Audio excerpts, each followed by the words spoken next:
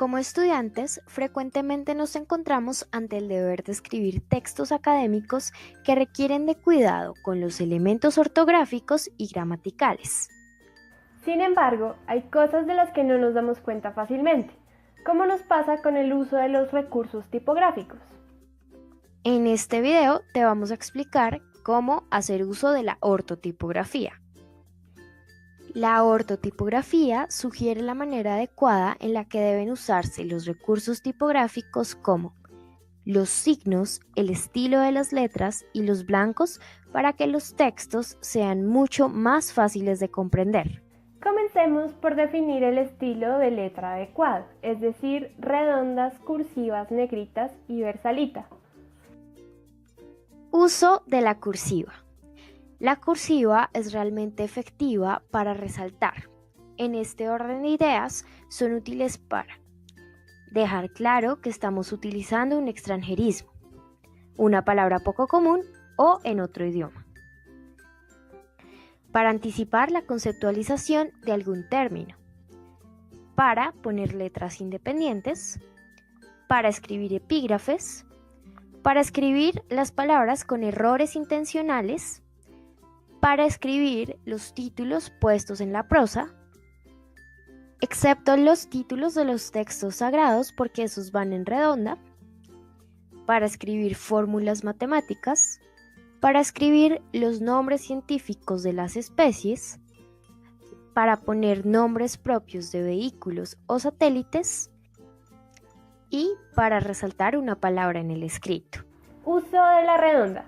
La redonda se utiliza sin estilos añadidos, es decir, cursiva o negrita, para aclaraciones entre paréntesis, los nombres de las asignaturas, los diálogos, las citas, los nombres comerciales de empresas, grupos, bandas o conciertos, acrónimos, tipos de libros sagrados, nombres científicos, refranes, proverbios, fórmulas matemáticas y regionalismos.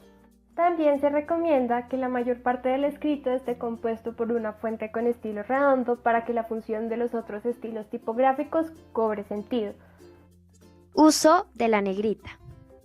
Se recomienda que las letras en negrita no se encuentren dentro del párrafo y que se utilicen para subtítulos y títulos en el escrito como tal, para términos a definir en el glosario y en las letras que identifican vectores en las fórmulas matemáticas. Uso de la versalita. Existe otro tipo de estilo con el cual se pueden escribir códigos de moneda o de aeropuertos, los nombres de los autores del epígrafe, los siglos escritos en números romanos. Las siglas y las mayúsculas de las citas se llama versalita y básicamente combina el tamaño de las mayúsculas con las minúsculas de manera que no se interrumpe el texto y tampoco es agresivo. La ortotipografía también busca evitar la redundancia en los textos. Por esa razón, admite las siglas y los acrónimos de las palabras para mayor legibilidad y además economía de la expresión. Es importante saber que las siglas son el compendio de las iniciales de varias palabras. Por ejemplo, ICBF. Y los acrónimos son al igual abreviaturas, pero no se limitan a las iniciales. De hecho, comprende más de una letra. Por ejemplo, la Interpol.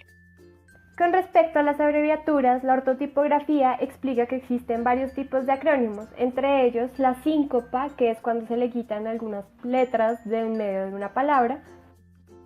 Por otro lado, la aféresis, que resulta de eliminar las letras de principio de una oración, por ejemplo, ñero en lugar de compañero, y por último, la apócope, que es cuando se suprimen las letras al final de una palabra, por ejemplo, decir transmi en vez de transmilenio.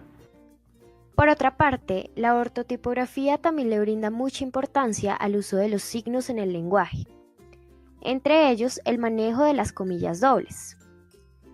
Si bien la función principal de las comillas es la citación, también le permite al autor mencionar el título de un apartado de una obra o en las obras de ficción referirse a los pensamientos de los personajes.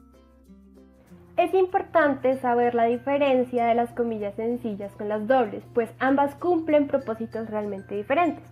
Las sencillas se utilizan en una cita de cita, pues no pueden haber comillas dobles dentro de comillas dobles. Sirven para encerrar un apodo o un alias, los sobrenombres de las poblaciones, la traducción de un extranjerismo, los nombres de animales u objetos personalizados y palabras que se utilizan en otros contextos, es decir, que no quieren decir lo que significan. Otro aspecto importante de la ortotipografía es que introduce las mayúsculas diacríticas, es decir, que cuando se utilizan le cambian el sentido a la palabra.